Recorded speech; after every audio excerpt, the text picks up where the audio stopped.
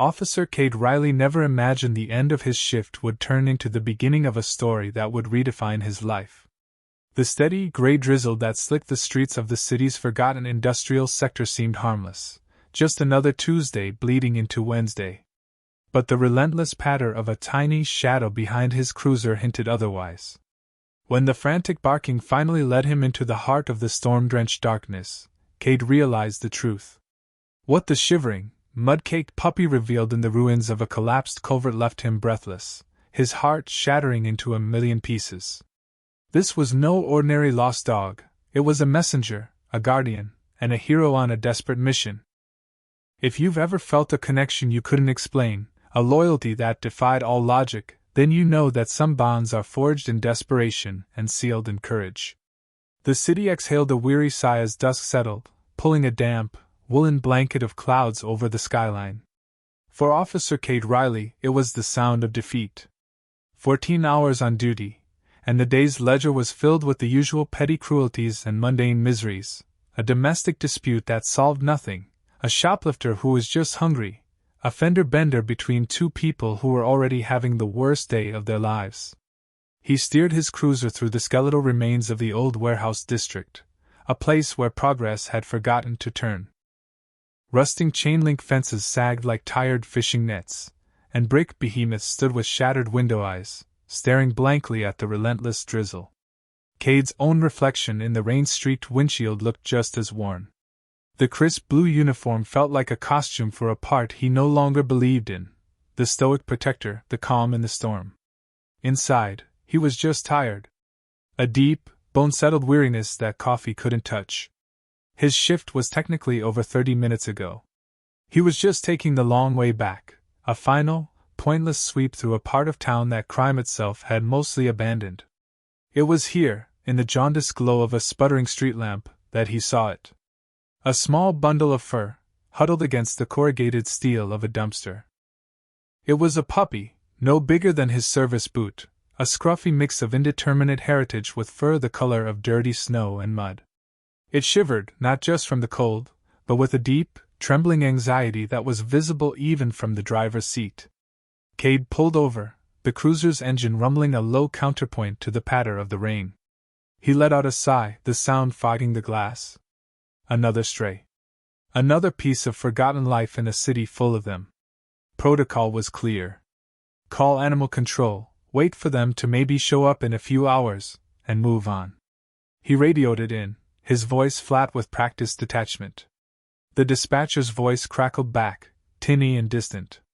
"We're swamped tonight, Cade. A multi-car pile-up on the interstate. Animal control is running on a skeleton crew. It could be morning before they get out that way." Of course. Cade killed the engine, the sudden silence amplifying the sound of the rain drumming on the roof. He got out, the damp air clinging to him instantly. The puppy flinched, pressing itself harder against the dumpster, its dark eyes wide with terror. "Hey there, little guy," Cade said, his voice softer than he intended. He kept his movements slow, deliberate. Cops learned that language early. Don't spook the cornered. He crouched down, the wet asphalt soaking through the knee of his trousers. The puppy emitted a low, fearful whine. It wasn't aggressive, just terrified. There was no collar, no sign of a home. Just another statistic in the making. He had a half-eaten protein bar and a bottle of water in the car. He broke off a piece of the bar, but the puppy just stared at it, trembling. It didn't want food. He unscrewed the cap of his water bottle and poured a small puddle on the clean pavement nearby.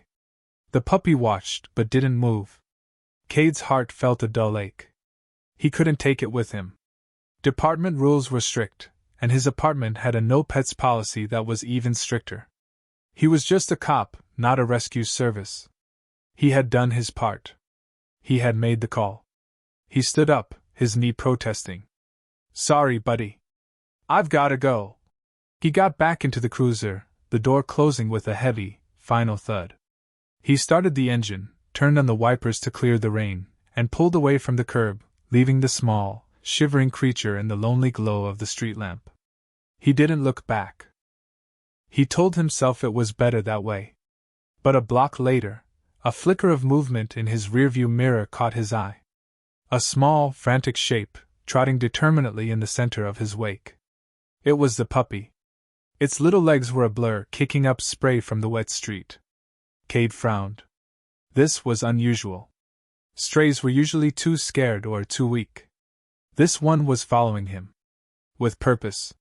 He sped up slightly, assuming the distance would discourage it. But the puppy just dug in, its gait becoming more desperate, a clumsy but relentless pursuit. He could see its small head bobbing, its eyes fixed on the taillights of his car as if they were the only stars in its dark sky. A strange unease began to prickle at the edges of Cade's fatigue. He slowed the car to a stop and put it in park. The puppy stopped too, about 20 feet back, panting heavily, its sides heaving. It let out a soft, plaintive whine that seemed to cut right through the glass and the rain. Cade got out of the car again, a wave of irritation mixed with something else, something he couldn't quite name. "Go on, get out of here," he said, his voice firm. "It's not safe." "Go home." He clapped his hands sharply.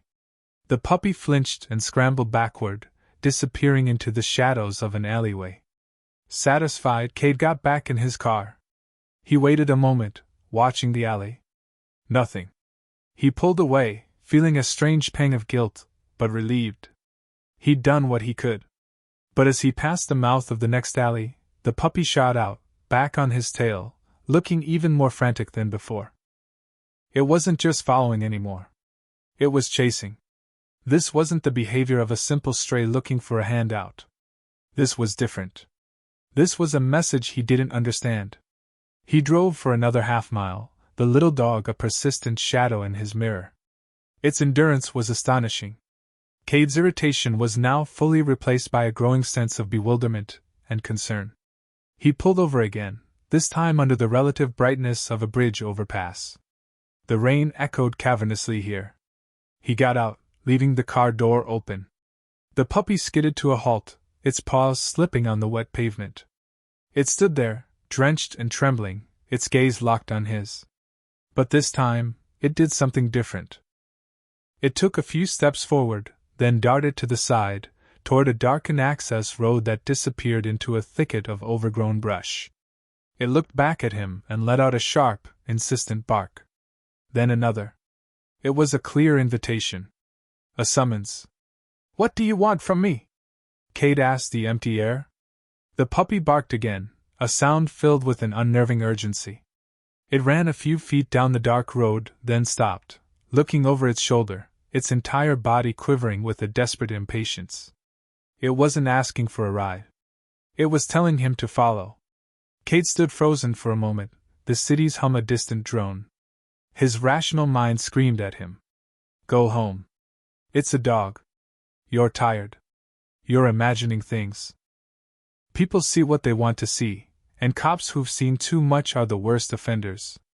They look for meaning where there's only chaos." But his gut, the part of him that had kept him alive through a dozen bad situations, was churning. He looked at the puppy, then down the dark, uninviting path. The dog's behavior was too specific, too intelligent. He took a hesitant step closer to the puppy, and that's when he saw it. Snagged on the cheap, frayed piece of rope that served as a makeshift collar, was a small scrap of fabric.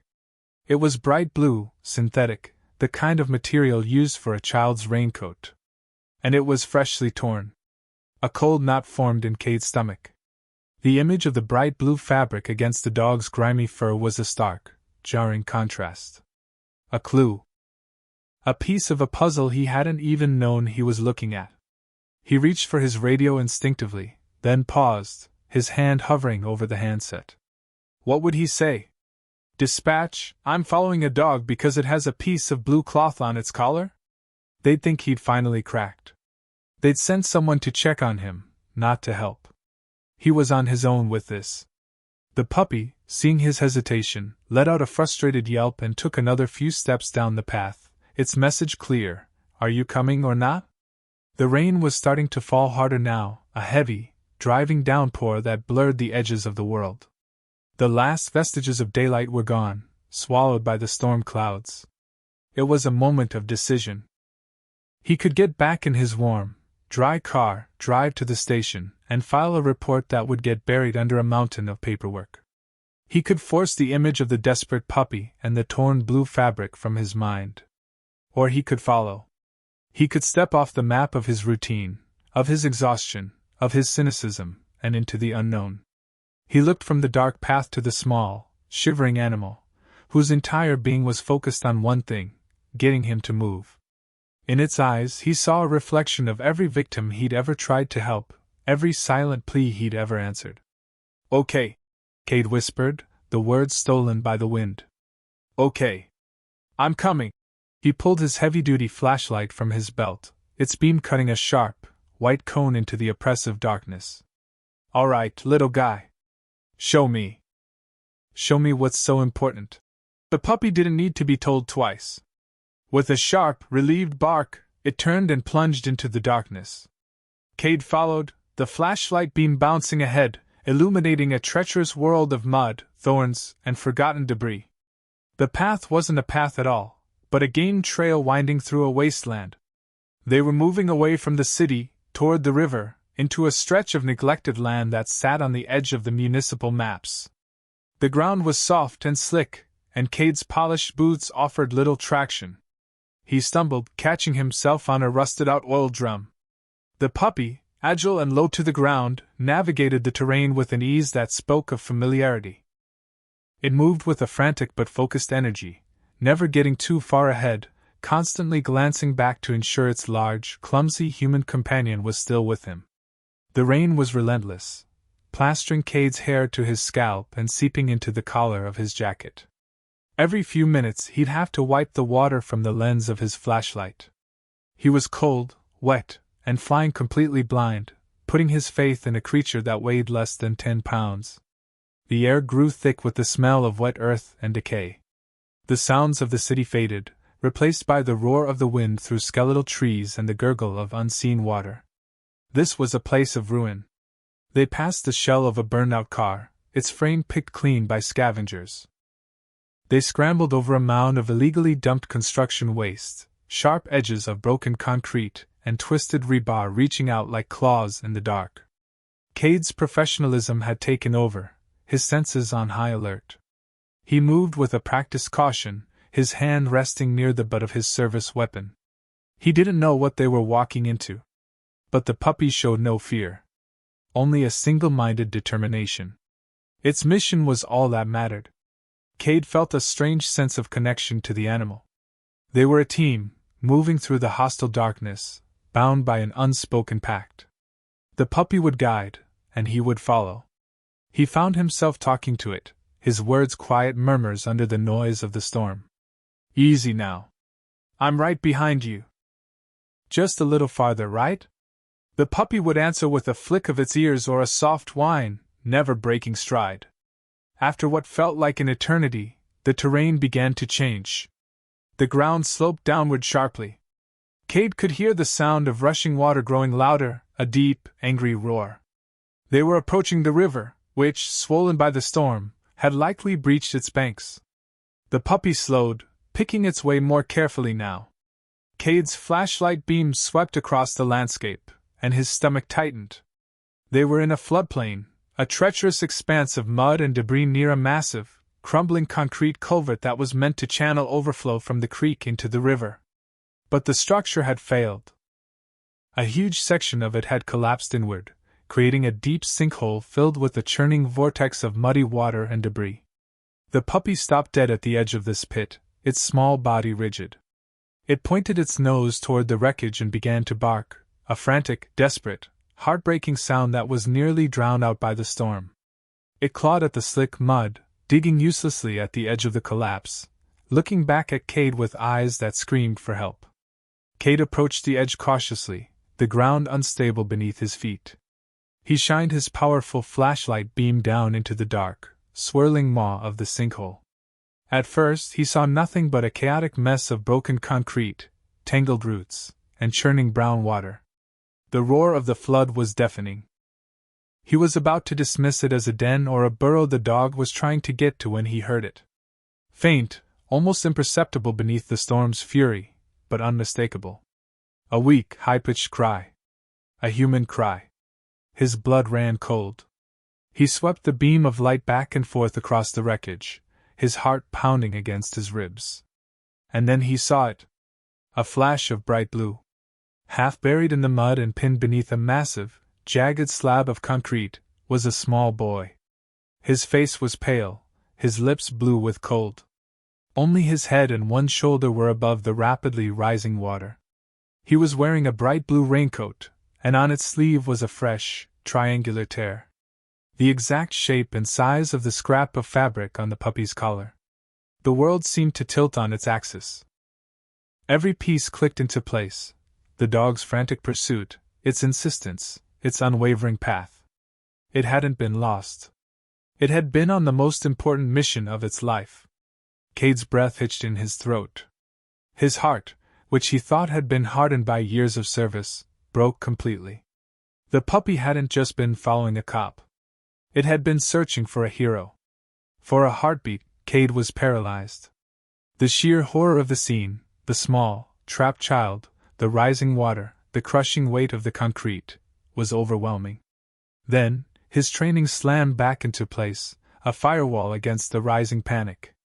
He fumbled for his radio, his fingers slick with rain and mud. "Dispatch, this is Officer Riley. I have a critical situation, a child trapped in a collapsed culvert near the old waterworks, requesting immediate fire rescue and paramedics. Repeat, immediate assistance required." The signal was weak, cutting in and out. The dispatcher's voice was a garbled mess of static. He tried again, shouting his location, using the river and the abandoned factories as landmarks, praying the message was getting through. He couldn't know if it had. He was alone.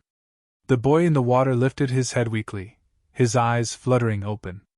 "Scout?" he whispered, his voice barely audible. The puppy, whose name was apparently Scout, whined from the edge of the pit, a sound of pure anguish. "Hey, buddy!" Cade yelled over the roar of the water. "My name is Cade. I'm a police officer. We're going to get you out of there." "What's your name?" The boy shivered violently. "Leo," he managed to say. "My leg, it's stuck." Scout went to get help. Cade's throat tightened. This incredible little dog had run for miles, found a police car, and refused to give up until it had led him here. Cade slid down the muddy embankment, his feet sinking into the muck. The water was frigid, instantly soaking his pants and chilling him to the bone. It was already up to Leo's chest. They didn't have much time. He grabbed the edge of the concrete slab and pulled with all his might. It didn't budge. It was like trying to move a mountain. Panic licked at him again, hot and sharp. He had to think. Leverage. He needed leverage. His flashlight beam frantically scanned the debris field. There. A long, thick piece of rusted rebar, half buried in the mud. It was perfect. He waded through the churning water, grabbed the pipe, and wrenched it free. It was heavy, but manageable. He jammed one end under the edge of the concrete slab and positioned a smaller, stable rock to act as a fulcrum. It was a desperate, makeshift solution.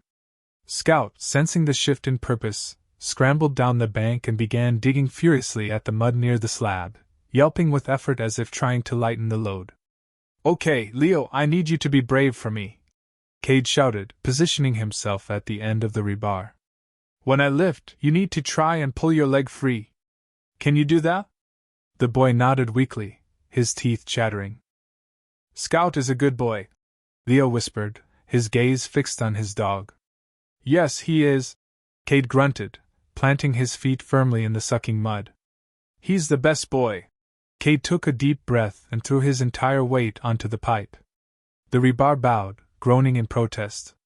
The muscles in his back and shoulders screamed. The slab lifted, but only by a fraction of an inch. Not enough. The water swirled higher, now lapping at Leo's chin. I can't feel my toes," Leo cried, his voice trembling with fear and cold. "Don't you give up on me, Leo!" Cade roared, more to himself than to the boy. "We are not giving up!" He repositioned the fulcrum, trying to get a better angle. He tried again, putting every ounce of strength he possessed into the effort. The slab scraped against the rock, lifting a precious inch. Leo screamed, a sharp cry of pain. "It's crushing it!" Cade let the slab settle back, his chest heaving. A wave of cold, black despair washed over him. It was too heavy. He was going to fail. He was going to watch this child drown. In the distance, he thought he heard a siren, but it was probably just the wind. Hope was a dangerous illusion. Just as the last of his strength seemed to drain away, a sound cut through the storm, clearer this time. It wasn't the wind. It was the unmistakable, rising and falling wail of multiple sirens, growing closer. They had heard him. Help was coming. A jolt of pure adrenaline shot through Cade's exhausted body. It was a second wind, a gift from a god he wasn't sure he believed in anymore. "They're coming, Leo!" he yelled, a wild grin spreading across his face. "Do you hear that? They're coming! We just have to hold on a little longer." He turned back to the rebar, his resolve hardened to steel. He was no longer just a man, he was a lifeline. Scout seemed to sense the change, his barking becoming more encouraging. Cade took a new grip on the cold, wet metal. He wasn't just lifting a piece of concrete anymore. He was lifting the weight of a life, the weight of a promise he'd made to a little boy and his dog. "One more time, Leo! All together now!" He closed his eyes, pictured the boy's face, and pulled down with a guttural roar that seemed to tear from his soul. There was a loud crack as the fulcrum rock fractured, but it held just long enough. The massive slab tilted, grinding upward, lifting a full 6 inches from Leo's trapped leg. It was enough. "Now, Leo! Pull!" Cade shouted, his vision starting to blur at the edges from the strain. With a final, desperate surge, Leo yanked his leg free. Cade immediately lunged forward, abandoning the lever and grabbing the boy under his arms. He dragged him from the churning water just as the slab crashed back down into its muddy indentation. At that exact moment, beams of light flooded the scene from above. His fellow officers and firefighters were rappelling down the embankment with ropes and a backboard. The cavalry had arrived. The rest was a whirlwind of controlled, professional chaos. Paramedics wrapped Leo in emergency blankets, checking his vitals. Firefighters secured the scene. Cade felt hands on his shoulders, his colleagues pulling him up the slick bank. He collapsed onto the stable ground at the top, his body trembling with exhaustion and relief. He was covered in mud, bleeding from a dozen small cuts, but he was smiling. He had done it. They had done it. A small, wet nose nudged his hand. He looked down into the dark, intelligent eyes of Scout, who licked his fingers before letting out a soft, contented whine. The mission was over. The hospital waiting room was a sterile, fluorescent world away from the mud and the storm. Cade sat in an uncomfortable plastic chair, a borrowed blanket draped over his shoulders. He had refused medical treatment for himself, insisting he was fine. He wasn't, not really. Every muscle ached, and a deep exhaustion had settled into his bones. But it was a good kind of tired. The kind that comes after a fight worth fighting. Across the room, Leo's parents clung to each other, their faces a mixture of tear-streaked terror and overwhelming gratitude. They had already thanked Cade a dozen times, their words tumbling over each other in an emotional torrent. Leo was going to be okay. He had severe hypothermia and a badly broken leg, but he was alive. They explained that Leo loved to explore the wastelands, by the river with his puppy, a stray he had rescued and named Scout. Today, he had slipped and the ground had given way beneath him. A freak accident. A nightmare. At Cade's feet, curled up on a discarded piece of his uniform jacket, lay Scout. The puppy had refused to get in the ambulance without Leo, and had then refused to leave Cade's side at the hospital. When an animal control officer had shown up, alerted by the paramedics, Cade had simply put a protective hand on the dog's back. "He's with me," he'd said, his voice leaving no room for argument. The officer, seeing the mud-caked cop and the equally filthy dog, had simply nodded and left. Now Scout slept, twitching occasionally, perhaps dreaming of his long, desperate run. Cade looked down at the small, unassuming hero. This little creature, with nothing but instinct and a fierce, unwavering loyalty, had accomplished what a whole system of emergency services could not. He had been the first responder. He had refused to accept defeat.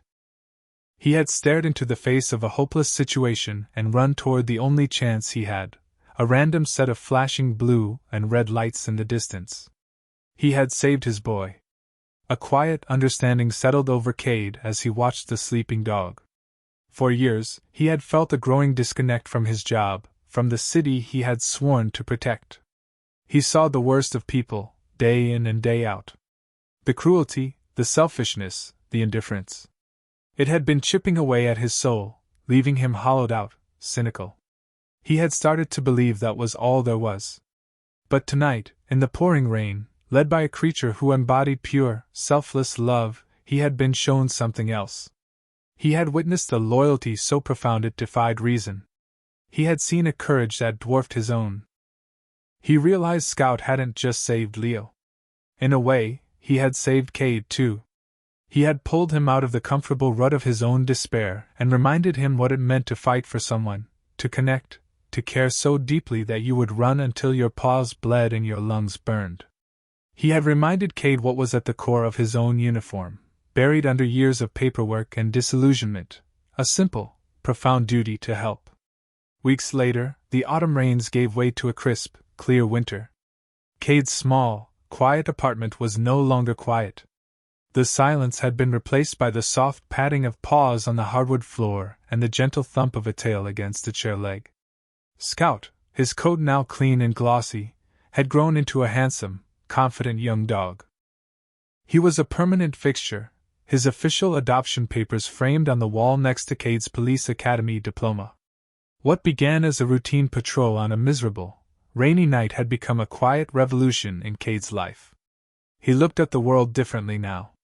He saw the city not as a collection of problems to be managed, but as a web of interconnected lives, filled with the potential for quiet heroism and unexpected grace.